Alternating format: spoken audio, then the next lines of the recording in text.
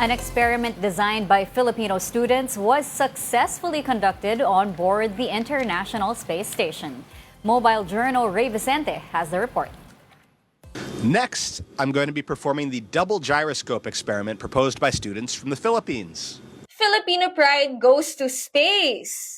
3 Filipino college students represented the country with their double gyroscope invention that was onboarded to the International Space Station. NASA astronaut Christopher Williams conducted the experiment inside the Kibo module in March 2026. Aims to demonstrate the dynamics of angular momentum from two separate spinning bodies.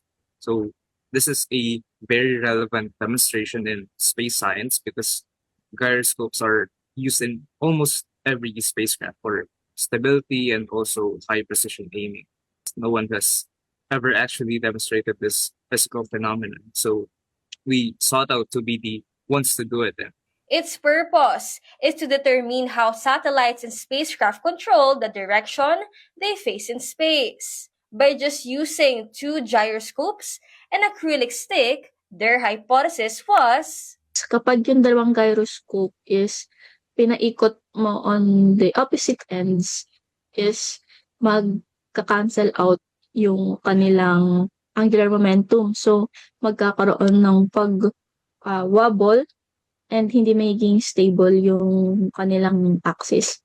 On both ends naman, kunyari, parehas na counterclockwise or parehas na clockwise, magiging stable lang din yung axis niya. Participating in the Asian Tri-0G competition, they were selected among 89 entries from the Philippines and 500 experiments as a whole.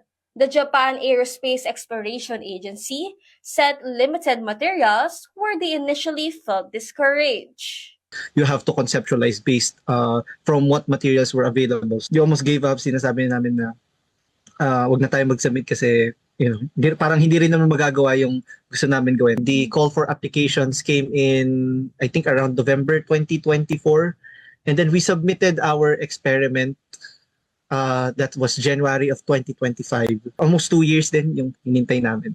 Yet being chosen alongside 10 finalists from other countries was a dream come true for them. Experiment na namin yung gawa namin. Hindi lang nasa international stage, kung hindi napunta pa sa outer space. Kumaga parang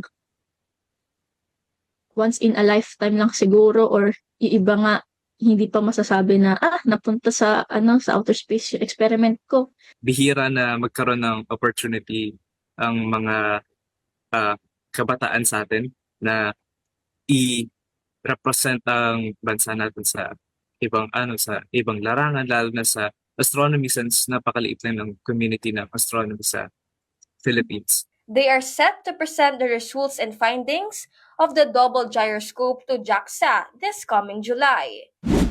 Kapatid Ray Vicente, we are One News.